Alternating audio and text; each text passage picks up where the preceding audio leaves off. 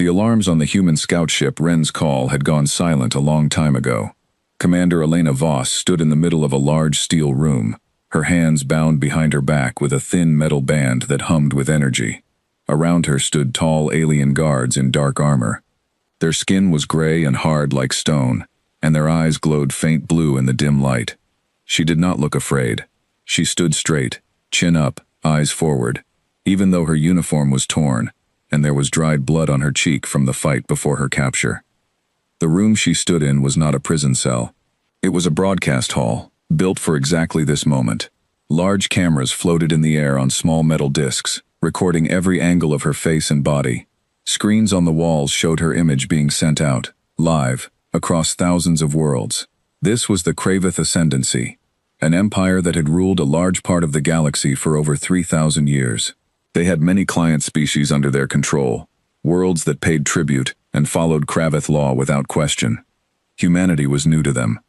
Only 2 years ago, human ships had first crossed paths with Kravith patrol vessels near a quiet system on the edge of known space. That first contact had ended in gunfire, and since then, tensions had grown into a slow, cold conflict. The Kravith had underestimated humanity from the start. Their scouts reported that humans were young, disorganized, and spread across a single solar system with a few colonies nearby. Their fleet was small compared to the endless Kravith armadas. Their weapons were decades behind Kravith standards. To the Kravith War Council, humans were not a threat. They were an annoyance, a small fire that needed to be stomped out before it spread. And so when a human scout ship pushed too far into contested space and was captured, the Kravith High Command saw an opportunity. Instead of quietly executing the crew or holding them for ransom, they decided to make an example. They would show the entire galaxy, allied worlds and doubters alike, exactly what happened to those who dared challenge the ascendancy. Commander Elena Voss was chosen because she was the ranking officer captured. She had led her crew through the ambush with skill, but there had been too many Kravith ships and no way to call for backup in time. Her ship had been boarded, her crew subdued, and she herself had been dragged in chains through the halls of the Kravith flagship, all while cameras recorded everything. Now she stood in the broadcast hall, waiting. A tall figure entered the room, wearing a long red cloak marked with golden symbols of rank. This was Grand Marshal Threxil Vaughn, a name known and feared across 100 worlds. He walked slowly toward Elena, studying her face, as if searching for fear. He found none, and this seemed to amuse him. "You are smaller than I expected," he said, his voice deep and slightly distorted by the translator device on his collar. "Your species sent one small woman to challenge an empire that has stood for 3,000 years." Elena said nothing. She kept her eyes locked on his, refusing to look away. Threxil turned to face the cameras. He raised his arms, and behind him, screens across the galaxy showed his image, next to Elena's kneeling form, guards forcing her down by the shoulders. He began to speak, his voice booming through translators, on 1,000 different worlds at once. "People of the Ascendancy, and all who watch from beyond our borders. This is what happens to those who raise their hand against us. This human, this commander, believed her small fleet could stand against the might of the Kravith.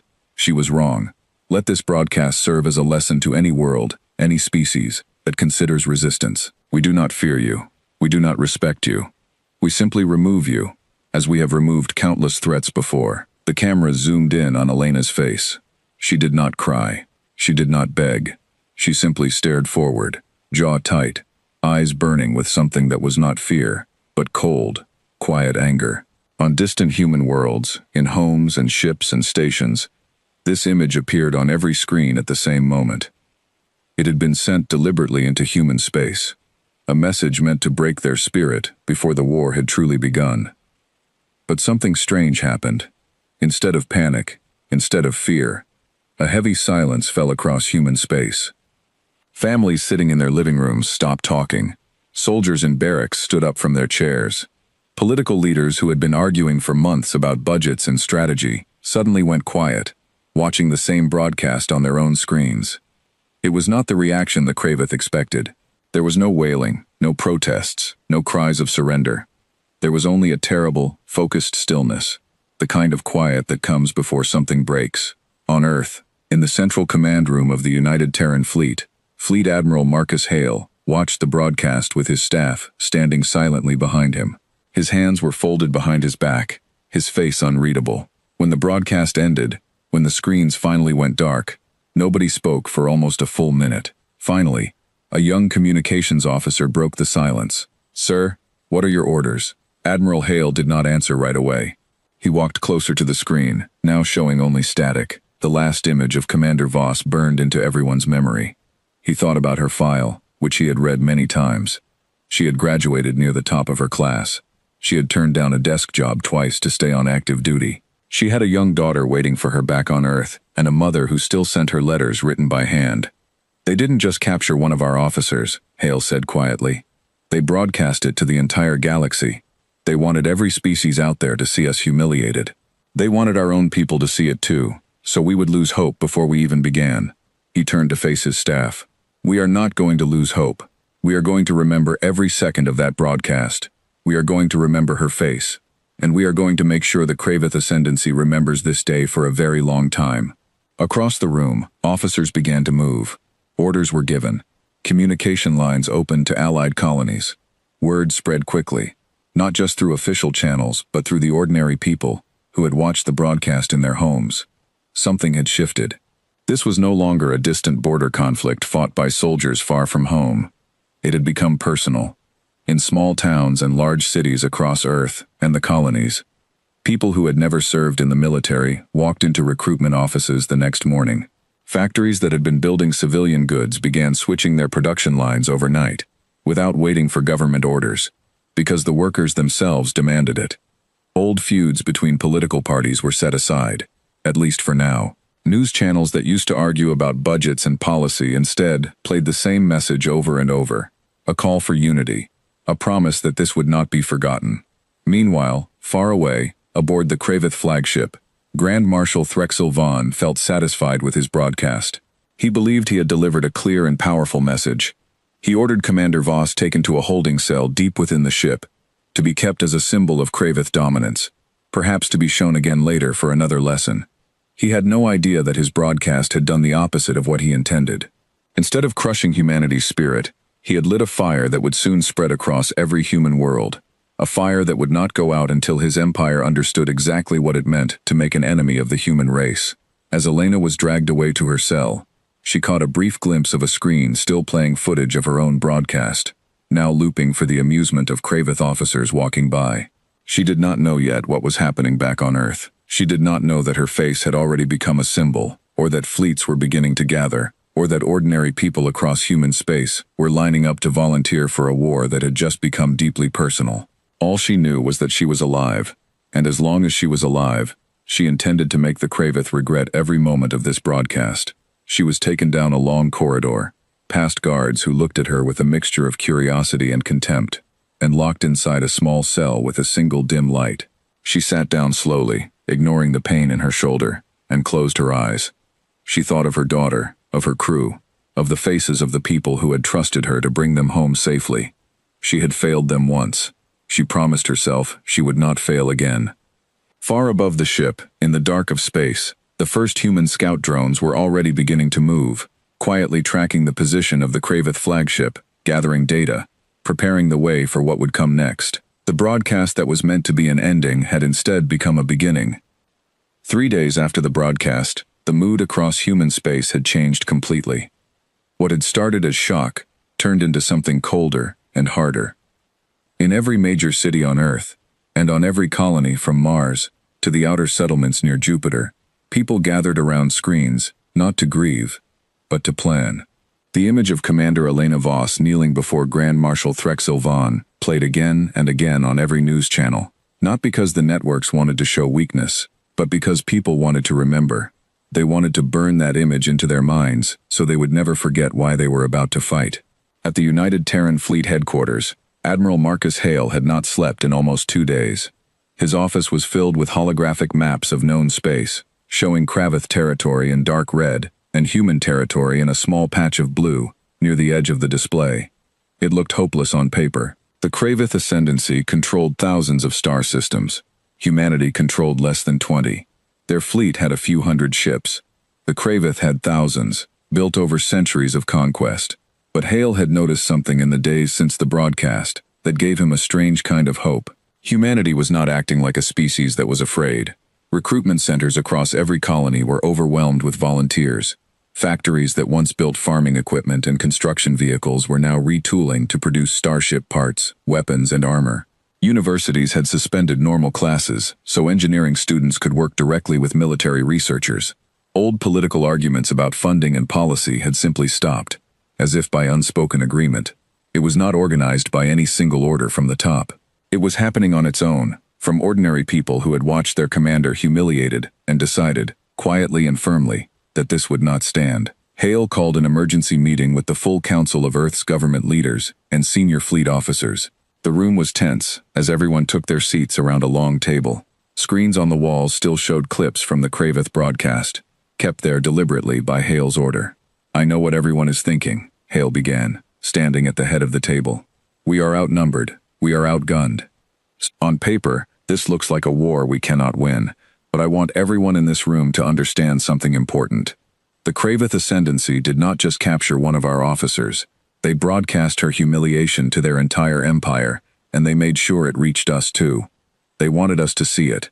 They wanted us to feel small and helpless. They wanted every allied species watching to believe that resistance against them was pointless." He paused, letting his words settle over the room. "They made a mistake. They didn't just insult a soldier. They insulted every single person watching that broadcast. They made it personal, for all of us." One of the government ministers, an older woman named Counselor Reyes, leaned forward. "Admiral, I understand the anger. Believe me, I feel it too. But anger does not win wars.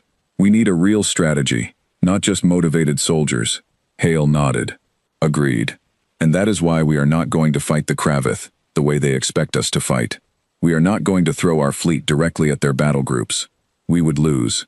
Instead, we are going to fight the way we have always fought best, by adapting faster than our enemy expects." He brought up a new set of maps showing supply routes, communication relays, and known Kravith patrol patterns gathered from scout data over the past 2 years. "Our scouts have been quietly mapping Kravith logistics for months, long before this happened. We know where their supply lines run. We know where their communication relays are weakest. We know where their prison transport routes pass through less defended space. If we hit their fleet directly, we lose. But if we hit the things that keep their fleet moving, we can create chaos without needing an army the size of theirs." Counselor Reyes studied the map carefully. "And Commander Voss? Do we know where she is being held?" Hale's jaw tightened. "Not yet, but every strike we make from here forward has one final goal in mind. We are going to find her, and we are going to bring her home." Over the next several weeks, humanity's military campaign began, and it did not look like any war the Kravith had seen before. Kravith commanders, trained for centuries in traditional battle doctrine, expected large fleet engagements, direct assaults on key systems, and predictable troop movements. Instead, human ships appeared and disappeared like ghosts, striking supply convoys, and then vanishing before Kravith response fleets could arrive. Communication relays in less defended systems went dark one after another, cutting off entire sectors from central command for hours or days at a time. Prison transport ships, thought to be a low-priority target, were suddenly being watched and tracked with strange persistence. At first, the Kravith High Command dismissed these attacks as the actions of a desperate, disorganized enemy. Grand Marshal Threxel Vaughn, still enjoying the praise he had received for the broadcast, assured his fellow commanders that humanity's small fleet could not sustain such a scattered campaign for long. "They strike and run because they cannot fight properly," he said during a war council meeting aboard his flagship. "This is not strategy. This is panic." But not everyone agreed. A younger Kravith officer named Cyril Doth, who had studied human history, obtained through captured records and early diplomatic exchanges, tried to warn the council. "Grand Marshal, I do not believe this is panic. I believe this is a pattern. Every strike, every relay taken offline, every supply line disrupted, seems to be narrowing our information in specific sectors. I believe they are searching for something." Threxel waved off the concern. "Searching for what? Hope? Mercy? They have neither the ships nor the numbers to threaten us directly." Cyril did not push the argument further in the meeting, but privately, he continued studying the pattern of attacks.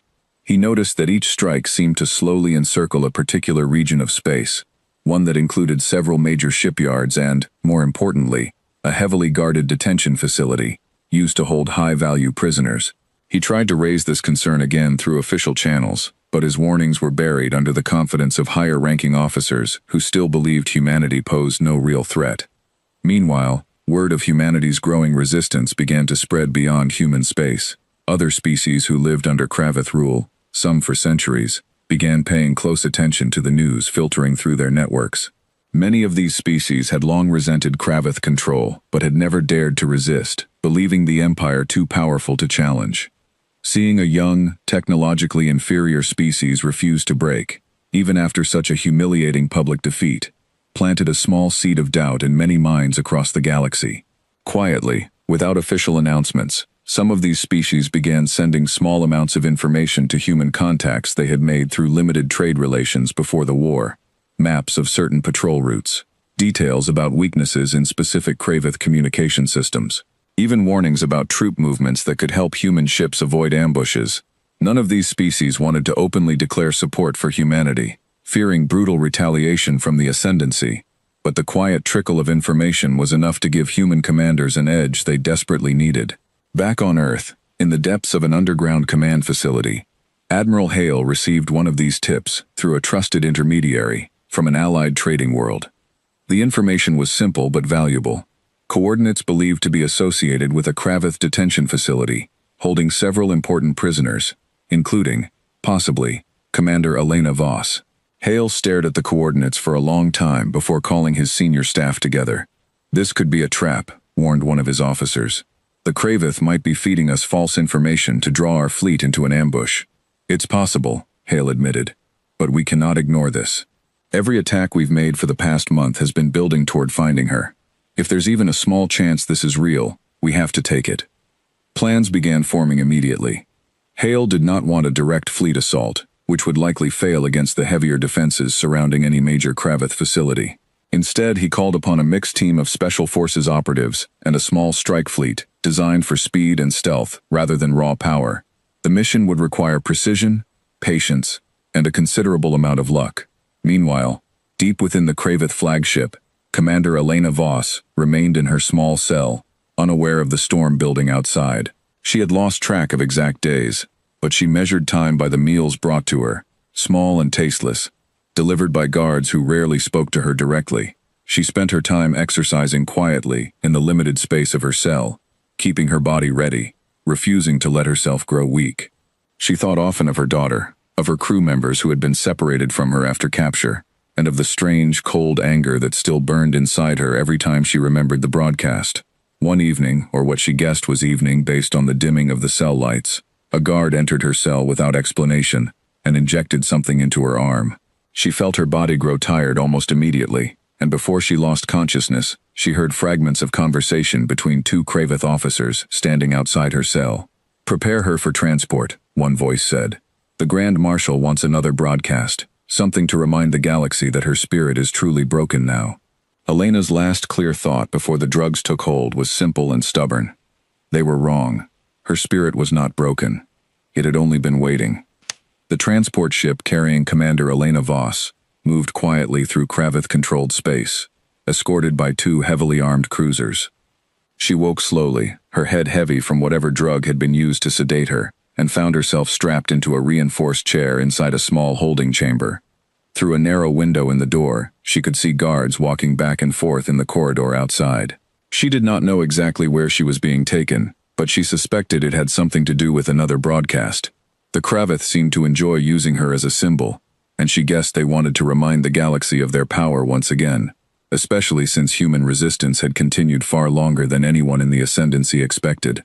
She was right. Grand Marshal Threxel Vaughn had grown frustrated. What should have been a quick and total collapse of human morale had instead turned into a stubborn, disruptive campaign that continued to damage supply lines and communication networks across several sectors. Threxel believed the problem was simple.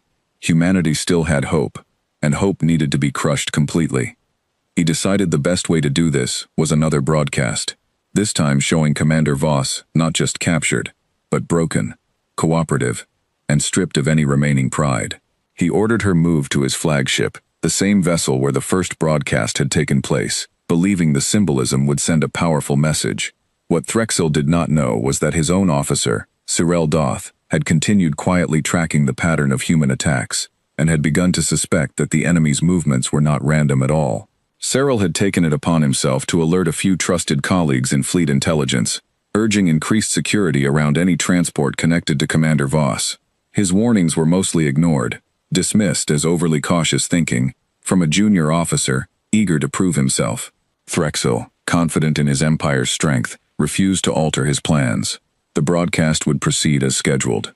Meanwhile, far from Kravith's space, Admiral Hale's strike team prepared for what would be the most important mission of the war so far. The mixed group of Special Forces operatives and small, fast attack ships had spent weeks training in secret, studying every piece of information gathered from allied species, who had quietly shared details about Kravith's security patterns. The plan was daring. Instead of attacking the heavily defended detention facility directly, which intelligence now suggested might be a decoy, or at least heavily reinforced, the human strike team would target any transport moving from that facility, since prisoners of importance were often relocated for events like broadcasts. It was a gamble, built on patience. For days, human scout drones disguised as harmless debris or hidden within asteroid fields watched Kravith shipping lanes near the border of contested space. When the transport carrying Commander Voss finally left the detention facility under heavy escort, human intelligence picked up the unusual movement almost immediately. Admiral Hale received the alert in the middle of the night, Earth time, and within minutes, the strike team was given the order to move. "This is it," Hale said quietly to his communications officer, as the fleet's tracking systems locked onto the transport's projected path. "Send word to the strike team. Authorize the operation." The human strike fleet, small but fast, moved through a carefully planned route designed to avoid major Kravith patrol patterns. They used old data from allied species, combined with newer information gathered from the weeks of disruptive attacks on communication relays, which had left certain sectors with weaker monitoring than usual. It was a narrow window of opportunity, and the human commanders knew it might not last long. Aboard the Kravith flagship, Commander Voss was brought into the same broadcast hall where she had first been humiliated. Grand Marshal Threxil Vaughn stood waiting, along with a fresh set of cameras and guards. This time the plan was different. Instead of simply displaying her as a defeated prisoner, Threxil intended to have her recite a scripted statement, forced through translation devices, calling for humanity to surrender and accept Kravith rule. It was meant to be the final blow to human morale, a moment where their own commander would appear to beg for peace on Kravith terms. Elena stood before the cameras, her wrists bound, her face pale from lack of proper food and rest, but her eyes still sharp. Threxil approached her, holding a small device that would translate her words for broadcast. "You will read the words given to you," he said. "You will tell your people to lay down their weapons. If you refuse, we will simply say the words for you, and your silence will speak just as clearly as your voice." Elena looked directly into the camera, knowing that somewhere, across the galaxy, human eyes were watching. She thought of her daughter, her crew, and the ordinary people she had heard about through rumors passed between guards. People who were reportedly refusing to give up despite the odds. She made her decision quickly. "I will not read your words," she said clearly, her voice steady despite her exhaustion. "Humanity does not surrender to bullies who broadcast cruelty as if it were strength." Threxil's expression darkened, and he raised a hand to signal the guards to force compliance. But before anything could happen, alarms began blaring throughout the ship. Red lights flashed across the broadcast hall, and the calm hum of the flagship's systems was replaced by the sound of distant explosions echoing through the hull. Human strike ships, smaller and faster than anything the Kravith expected to encounter this deep into their territory, had dropped out of hidden approach vectors and begun their assault on the flagship's escort vessels. The attack was fast and precise, targeting engines and weapon systems rather than attempting to destroy the massive ships outright.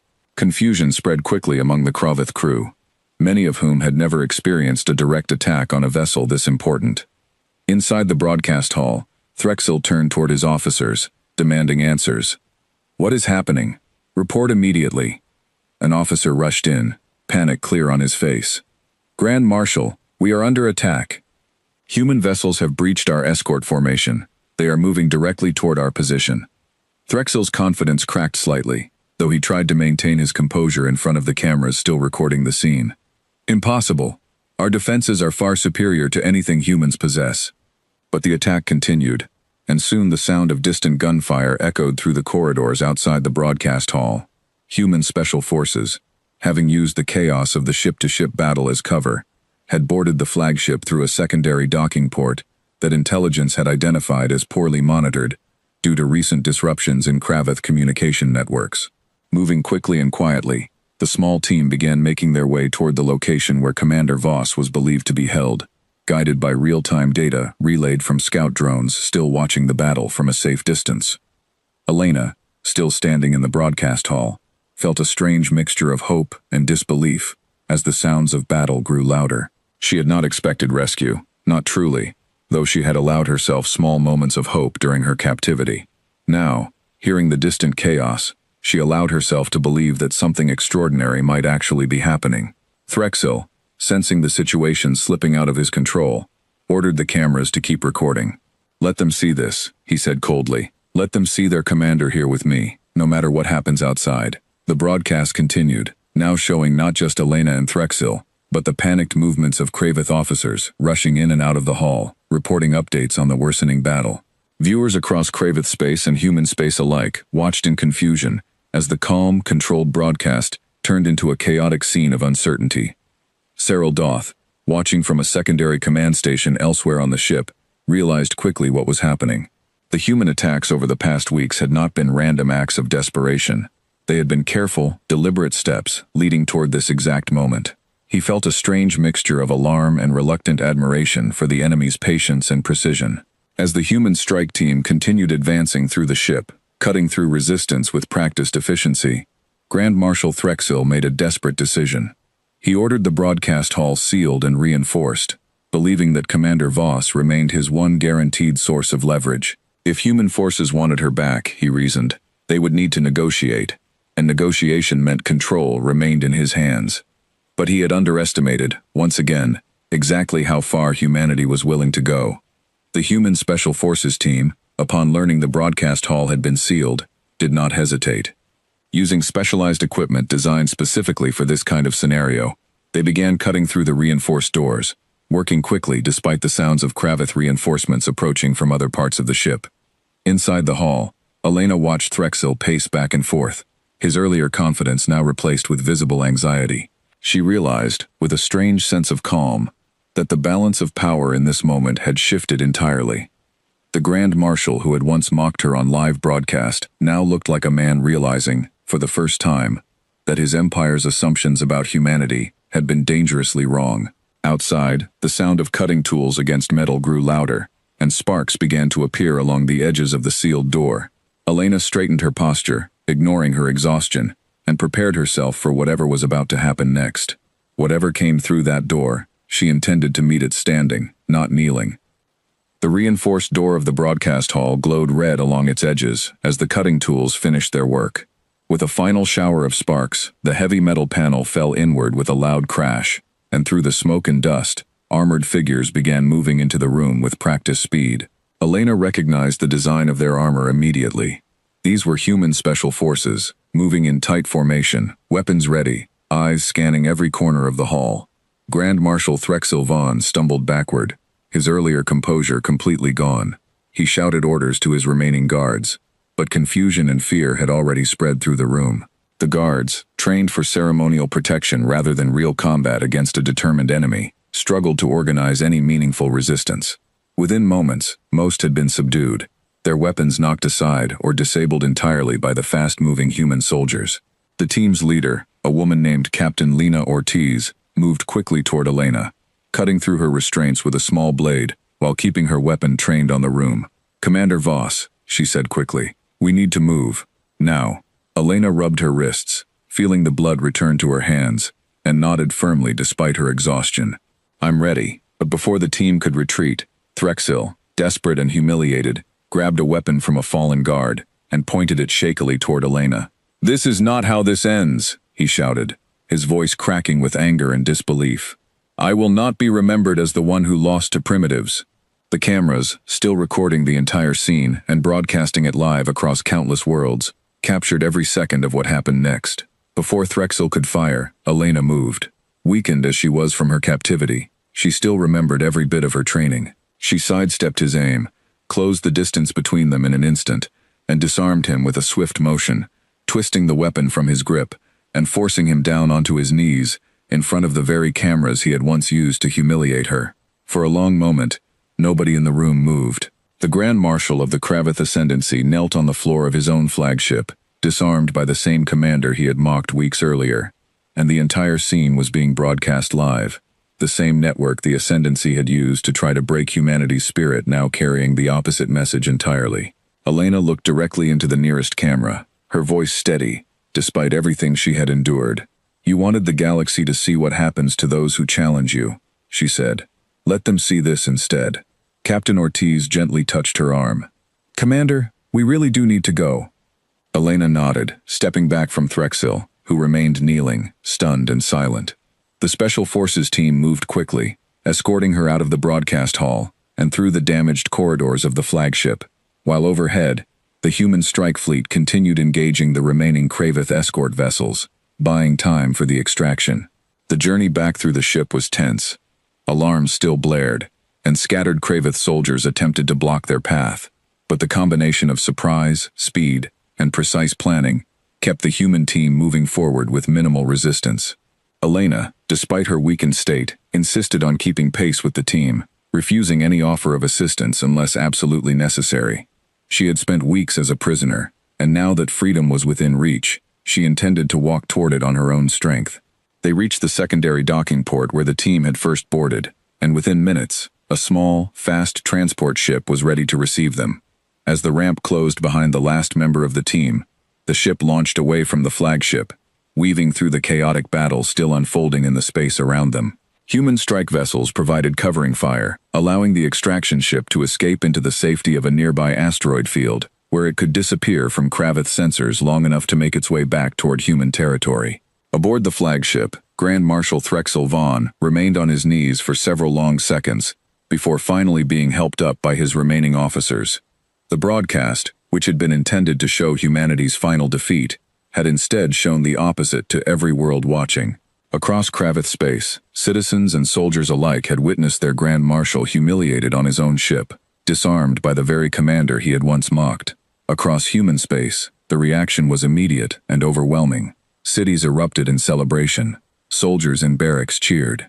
Families who had watched the original broadcast in silence now watched this new one with tears of relief and fierce pride. Cyril Doth, the young officer who had tried to warn his superiors about the pattern of human attacks, watched the events unfold from his station with a complicated mixture of emotions.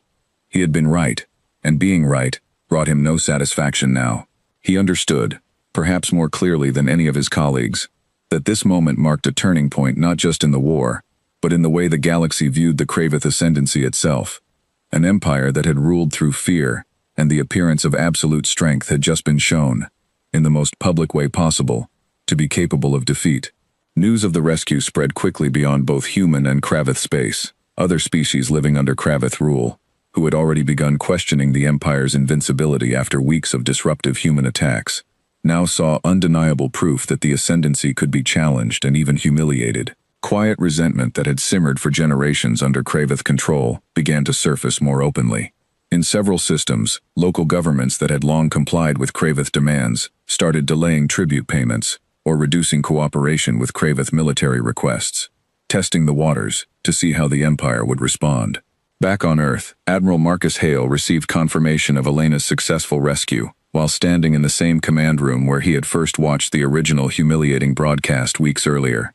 When the message came through, confirming that Commander Voss was alive, safe, and aboard a transport heading back toward human territory, the room erupted into quiet, restrained celebration. Hale allowed himself a rare smile, though he quickly returned to business, knowing the war was far from over.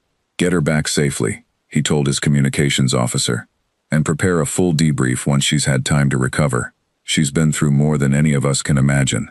The transport carrying Elena and her rescue team traveled cautiously through contested space, avoiding major patrol routes, and relying on the same network of quiet Allied support that had helped guide the entire rescue operation. During the journey, Elena finally allowed herself to rest, though sleep did not come easily. She kept replaying the moment in the broadcast hall, the look on Threxil's face as she disarmed him, the strange, quiet satisfaction of turning his own cameras against him. Captain Ortiz sat with her for a while during the journey, offering quiet company rather than conversation, understanding that Elena needed time to process everything that had happened. Eventually, Elena spoke. "How bad was it back home?" she asked quietly. After the first broadcast, Ortiz considered her words carefully before answering. "It was bad, Commander, but not in the way that Kravith wanted. They thought showing your capture would break us. Instead, it brought everyone together.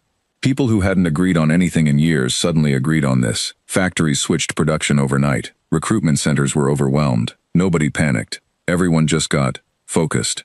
Elena absorbed this information quietly, feeling a complicated mixture of guilt and gratitude. She had never wanted to become a symbol, certainly not through humiliation.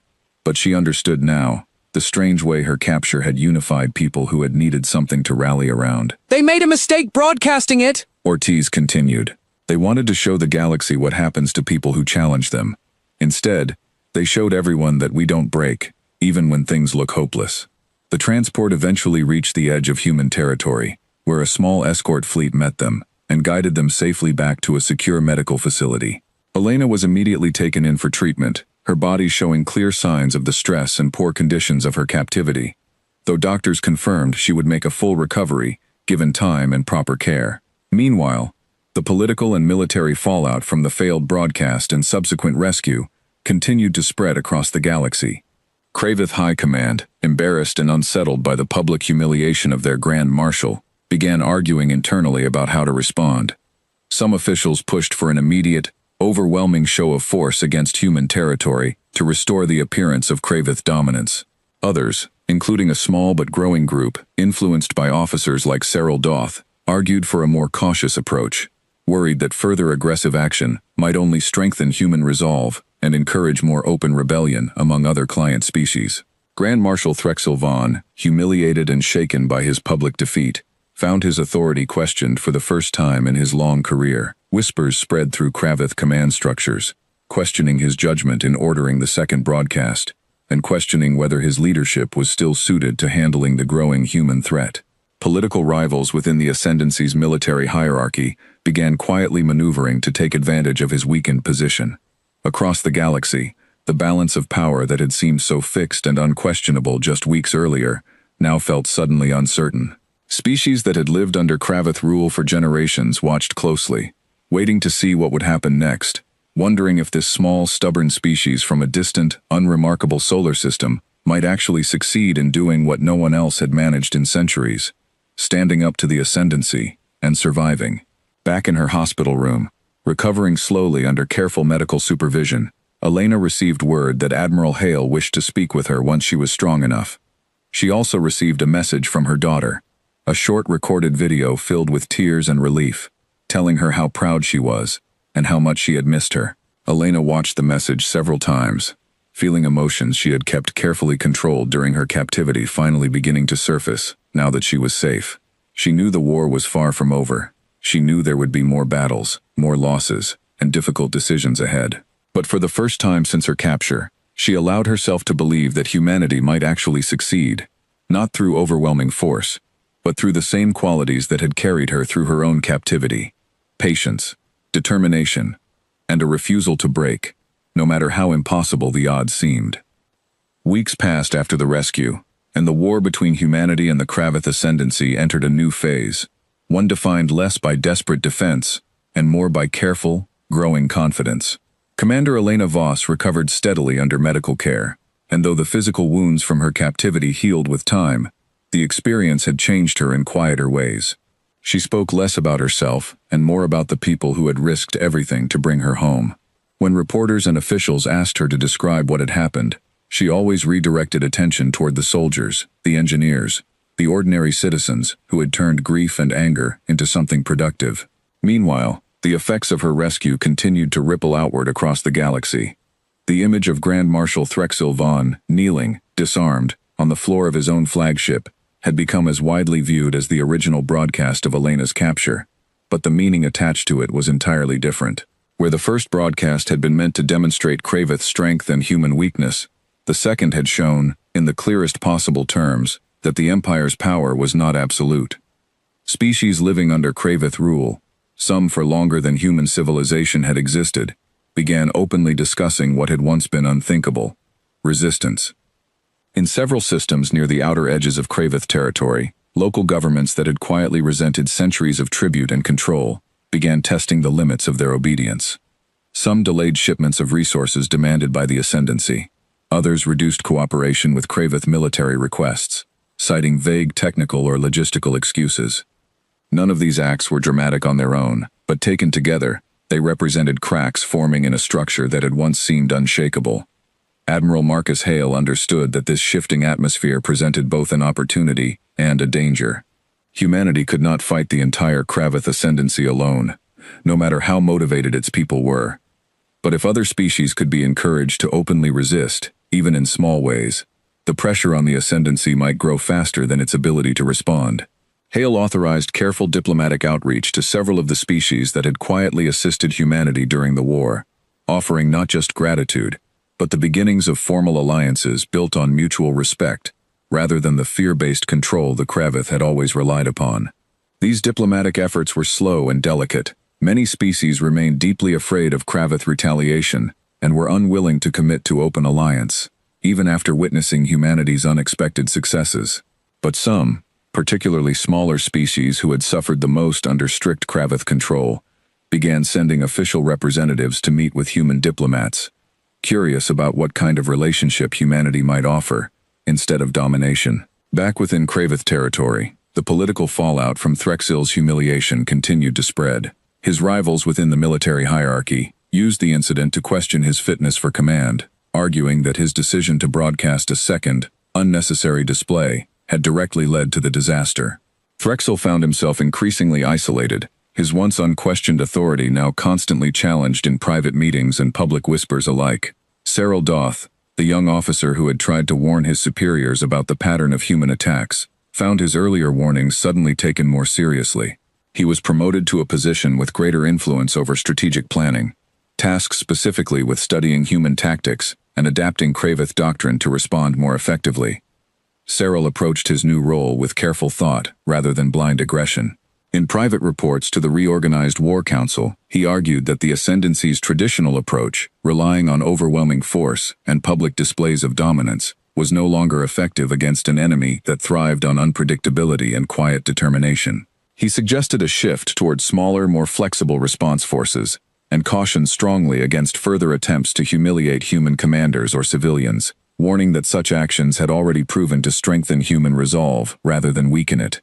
Not everyone in the Kravith command structure agreed with this cautious approach. Some officials, embarrassed by the public defeat and eager to restore the appearance of absolute Kravith power, pushed for a massive, overwhelming strike against human territory, hoping to end the conflict quickly and decisively. Debates within the ascendancy's highest levels grew tense, reflecting a growing uncertainty about how to handle an enemy that refused to behave the way centuries of conquest had taught them to expect. While this internal struggle unfolded within Kravith leadership, humanity used the relative pause in major fighting to strengthen its own position. Shipyards across human territory worked around the clock, producing new vessels designed using lessons learned from the recent campaign. Engineers studied captured Kravith technology recovered during the rescue mission, searching for weaknesses and opportunities to improve human defenses and weapons. Military academies adjusted their training programs, incorporating real combat experience from the recent battles into their lessons for new recruits. Commander Elena Voss, once she had sufficiently recovered, was asked to join a newly formed strategic council responsible for coordinating both military operations and the growing diplomatic efforts with other species. She accepted, though she made clear that she wished to eventually return to active field command rather than remain permanently behind a desk. Her experience as a prisoner, however difficult, gave her valuable insight into Kravith thinking and behavior that proved useful in shaping future strategy. During one of the council's early meetings, Elena addressed a room full of military officers and political leaders, many of whom had watched her original broadcast with the same helpless anger felt across human space. She spoke carefully, choosing her words with the same steady calm she had shown throughout her captivity. "We didn't win this war by matching the Kravith ship for ship, or soldier for soldier," she said. "We won this moment by refusing to become what they wanted us to become. They wanted fear. They wanted surrender. Instead, we gave them patience, and we gave them unity. That is what we need to continue building, not just among ourselves but with every other species who has suffered under their rule." Her words were quoted widely across human news networks, and eventually found their way into the private discussions of diplomats working to build relationships with other species. Slowly, cautiously, a loose network of resistance began to form beyond human space, made up of species who had once believed the Kravith ascendancy too powerful to challenge, now inspired by humanity's example to consider a different future. The war did not end quickly or dramatically. There was no single final battle that brought the Kravith ascendancy to its knees. Instead, the conflict settled into a long, uneven struggle, marked by small victories, careful negotiations, and slow shifts in the balance of power. Humanity continued to face significant challenges, and the Kravith ascendancy remained a formidable and dangerous adversary. But something fundamental had changed. The ascendancy could no longer rely on fear alone to maintain its control. Its subjects had seen, through Elena's story, that resistance was possible, and that even the mightiest empire could be humiliated by those it considered beneath notice. Grand Marshal Threxil Vaughn eventually lost his position of command, replaced by leadership more inclined toward Cyril Doth's cautious, adaptive strategies. Whether this change would ultimately help or hurt the ascendancy's efforts against humanity remained uncertain, but it marked a clear acknowledgement within Kravith leadership that their old assumptions about human weakness had been dangerously wrong. Commander Elena Voss continued serving in her new strategic role, occasionally returning to active field duty when circumstances required her direct leadership. She remained a symbol, whether she wished to be or not, but she used that position carefully, always redirecting attention toward the collective effort rather than her own individual story. She often spoke privately about the strange nature of her situation, how a moment meant to bring total humiliation had instead become the spark that united an entire species and began shifting the fate of the galaxy. In quiet moments, when she allowed herself to reflect on everything that had happened, Elena often thought about the exact moment she had disarmed Threxil in front of the cameras, turning his own broadcast against him. It had not been a moment of triumph in the traditional sense. No grand victory speech, no dramatic declaration of human superiority. It had simply been a quiet, determined refusal to remain broken, broadcast to a galaxy that had assumed her defeat was final. Word of humanity's growing resistance, and Elena's story continued to spread far beyond the borders of known human and Kravith space. Carried through trade networks, diplomatic channels, and the kind of quiet conversations that happen between people who have shared a difficult history. Species who had never had direct contact with humans found themselves discussing the strange, stubborn creatures from a small, unremarkable solar system who had refused to accept defeat, even when defeat seemed the only logical outcome. The Kravith ascendancy, still vast and still powerful, found itself facing a future far less certain than it had been before that first broadcast. The empire that had ruled through fear for 3,000 years had made the mistake of trying to break the spirit of a species it did not understand, and in doing so, had instead helped ignite a quiet, determined resistance that would continue to grow for years to come. Commander Elena Voss, once paraded before the galaxy as a symbol of human weakness, had instead become something far different. A quiet reminder that even the mightiest empires could be challenged, that even the most humiliating defeat could become the beginning of something far greater, and that humanity, whatever its flaws and limitations, had a stubborn refusal to break that the Kravith ascendancy would spend a long time learning to respect.